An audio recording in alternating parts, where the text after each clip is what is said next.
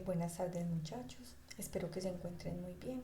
Este es un pequeño video donde pretendo explicarles sobre propiedades de la materia para el grado décimo.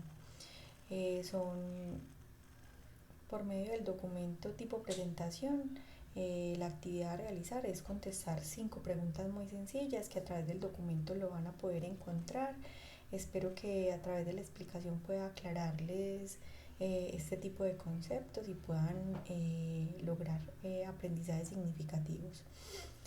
La pregunta 6 es ustedes describir cómo les pareció la actividad, si les gustó, si les pareció fácil, si fue aportante para sus conocimientos o si no les gustó, también indicar por qué. Y la pregunta 7 es como un tipo de autoevaluación indicando cómo fue su actitud y deben poner una nota de acuerdo al desempeño que ustedes creen que hayan logrado a través de la actividad. Bueno, entonces empezamos. El tema son propiedades de la materia y vamos a iniciar con la explicación de qué es una sustancia pura. Una sustancia pura es aquella cuya composición no varía, aunque cambien las condiciones físicas en que se encuentre. Por ejemplo, el agua tiene una fórmula que es H2O, tiene 2 átomos de hidrógeno y 1 de oxígeno. ¿Y de qué se trata cuando hablamos de las condiciones físicas? Hablamos de cambios de estado de la materia. Nosotros conocemos el agua en sus 3 estados. ¿Cuáles son los 3 estados? El sólido, el líquido y el gaseoso. Sólido cuando hablamos del agua cuando está en hielo, ¿cierto? Cuando tenemos, por ejemplo, en el congelador una cubeta de hielo, sabemos cuáles son las características del agua sólida, ¿cierto? Más es dura, su composición es fija. En cambio, el líquido depende de la forma desde el recipiente donde la contenga. Y en el estado gaseoso, eh, también lo conocemos cuando, por ejemplo, ponemos a hervir agua, vemos el vapor de agua y si no está contenido, pues el vapor simplemente se dispersa y ocupa el lugar donde se encuentre.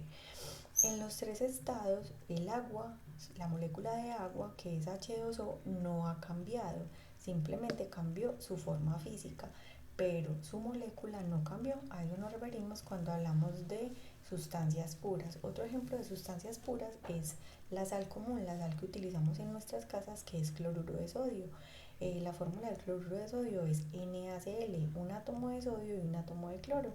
Cuando nosotros lo utilizamos para preparar alimentos, por ejemplo en una sopa, nosotros agregamos un poquito de sal y para que le dé el sabor pues específico, la sal se disuelve en el agua de la sopa y la sal no cambia su estructura, sigue siendo cloruro de sodio en cualquier parte de la sopa, simplemente que le adiciona pues ese sabor característico. Entonces una sustancia pura no se puede descomponer en otras sustancias más simples utilizando métodos físicos. Una sustancia pura tiene propiedades características propias o definidas. Toda la materia tiene unas propiedades características y lo vamos a ver más adelante. Entonces dentro de las sustancias puras distinguimos 2 tipos, los elementos y los compuestos. ¿Qué son los elementos? Los elementos son las unidades más básicas de la materia. Es de lo que está constituido todo lo que nos rodea. Los elementos están conformados por el mismo número de átomos y los tenemos organizados, clasificados y caracterizados en la tabla periódica. ¿Y qué son los compuestos? Los compuestos son la unión de 2 o más elementos. En este ejemplo tenemos una molécula de agua que ya habíamos visto que son 2 átomos de hidrógeno por 1 de agua. Aquí ya tenemos la combinación de 2 elementos, entonces ya aquí hablamos de compuestos. Entonces pasemos, ¿qué son las mezclas? Entonces las mezclas se caracterizan porque hay 2 o más sustancias o elementos que se encuentran unidas o combinadas, pero no cambian su composición química. O sea, en una mezcla tenemos las mismas sustancias sin que se altere su composición química, perdón. Entonces conocemos mezclas homogéneas y heterogéneas. En las mezclas homogéneas nosotros no podemos identificar las sustancias que conforman la mezcla. Un ejemplo de esto es, por ejemplo, si yo tengo un vaso de agua y agrego una cucharada de azúcar, el azúcar se disuelve en el agua y al tiempo yo no voy a poder identificar cuál es la cantidad de azúcar que hay en ese vaso de agua. Entonces cuando yo no puedo identificar visualmente las 2 diferentes sustancias que mezclé, entonces hablamos de una mezcla homogénea. La diferencia con las mezclas heterogéneas. En una mezcla heterogénea yo sí puedo identificar los compuestos que estoy combinando. Por ejemplo, una ensalada de frutas. En una ensalada de frutas yo puedo identificar las frutas que hacen parte, que componen esa ensalada. Otro ejemplo es si yo tengo un vaso de agua y agrego una cucharada de aceite, el aceite no se disuelve en el agua, por más que lo mezcle, siempre se van a separar. Y como lo vemos ahí en el ejemplo, siempre podemos ver el agua con la cantidad de aceite que adicionamos. Entonces eso es una mezcla heterogénea, cuando yo puedo visualmente identificar las sustancias que incluí en la mezcla. Entonces aquí tenemos las definiciones y algunas características de la mezcla. Entonces las mezclas homogéneas forman composiciones uniformes, se encuentran en una sola fase, no es posible distinguir sus componentes por separados a simple vista, se encuentran en una sola fase o en un estado de la materia, mantienen la misma composición química a lo largo de toda la solución. Sus componentes en una solución se les conoce como soluto y solvente. Entonces volvemos al ejemplo del vaso de agua con el azúcar.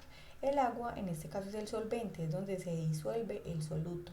La mayoría de veces el soluto es en estado sólido. En este caso el soluto sería la cantidad de azúcar que se disuelve en el solvente. Entonces tenemos métodos de separación físicas como ya acá destilación, cristalización, cromatografía. Ya si ustedes quieren profundizar, entonces ahí le quedan los diferentes nombres para que consulten qué es lo que pasa.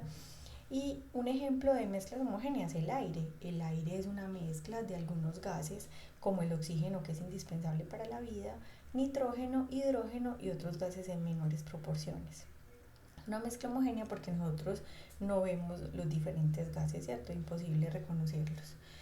Hay algunas aleaciones metálicas. Las aleaciones son la combinación de dos o más metales, como el bronce o el acero. Son combinaciones de otros tipos de metales y nosotros no podemos identificarlos cuando lo vemos ya en su estructura física.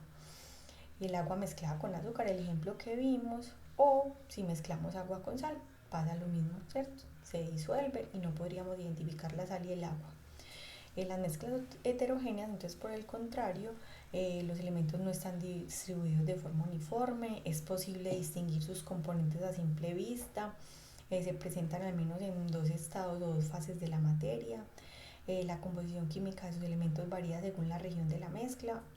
Si nosotros vemos, por ejemplo, el ejemplo del vaso de agua con aceite, vemos que hay más cantidad de agua y menor cantidad de aceite. Entonces ahí hablamos pues como de la concentración de las cantidades. Sus componentes son inmiscibles, quiere decir que no son solubles, ¿cierto? A diferencia del agua con el azúcar o el agua con la sal, que son totalmente solubles, en este caso no son solubles. Y se utilizan algunos métodos de separación, filtración, decantación, sedimentación y centrifugación. La filtración nosotros lo utilizamos en nuestras casas, por ejemplo cuando hacemos un jugo y utilizamos el colador para separar las partes sólidas de la parte líquido. Eso es filtración. Algunos ejemplos, entonces una ensalada, un cubo de hielo en una bebida. Si tenemos en un vaso de agua y agregamos el agua en estado sólido, o sea el hielo, en el primer momento antes de que el hielo se derrita o se fusione, que es la manera adecuada de decirlo, podemos ver las dos fases, el agua líquida y el agua sólida. Entonces podemos decir que es una mezcla heterogénea porque podemos visualizar dos estados diferentes. Entonces, ¿cuáles son los estados de la materia? Nosotros conocemos y podemos en nuestra vida cotidiana observarlos, son los estados sólido, líquido y gaseoso. Aquí tenemos el ejemplo del agua. Podemos ver en el cuadro de arriba donde identificamos el oxígeno de color azul y los hidrógenos de color verde. En el estado sólido todos están unidos entre sí y forman una cadena totalmente ordenada, que lo vemos en el cuadro de abajo, totalmente pegaditos. Hagamos de cuenta que las bolitas azules son moléculas de agua, están totalmente pegadas, están organizadas, y eso es lo que le da las características al estado sólido. En cambio, en el estado líquido, las moléculas ya no están todas juntas, están un poquito más distanciadas, aunque también de forma ordenada. Eso le da la característica de que puedan fluir. En el estado gaseoso, Las moléculas están totalmente dispersas, no están juntas, están desordenadas porque tienen mayor cantidad de energía, ¿cierto?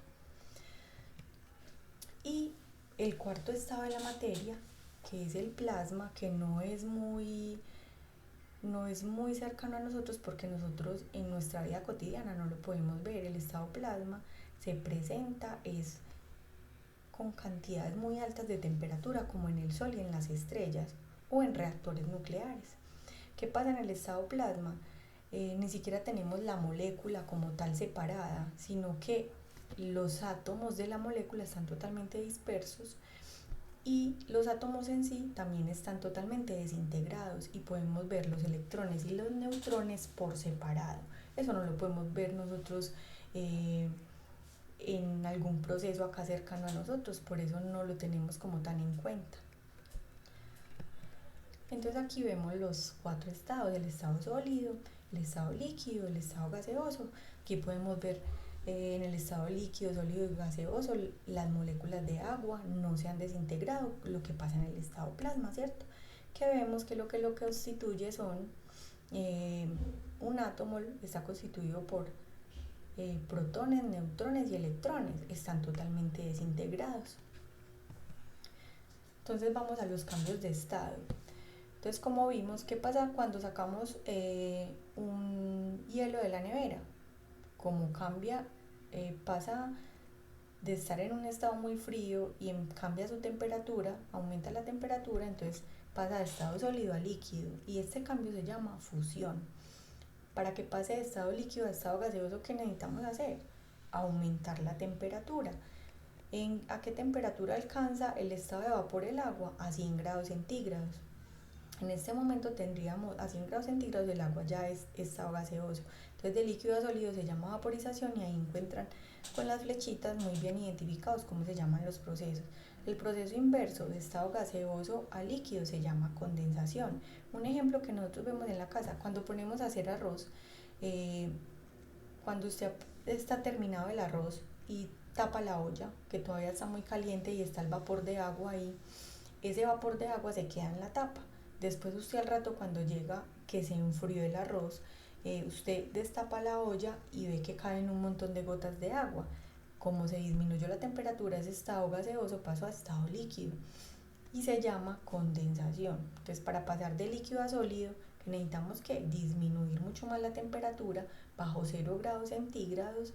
Entonces cambiamos de líquido a sólido y se llama solidificación. Hay algunos elementos o compuestos que podemos pasar del estado líquido, del estado sólido a gaseoso sin pasar por el líquido, y se llama sublimación progresiva.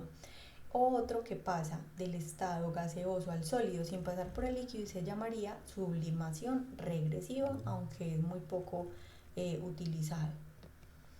Bueno, entonces, ¿qué es la materia? Es todo aquello que tiene una masa, ocupa un lugar en el espacio y se convierte en energía.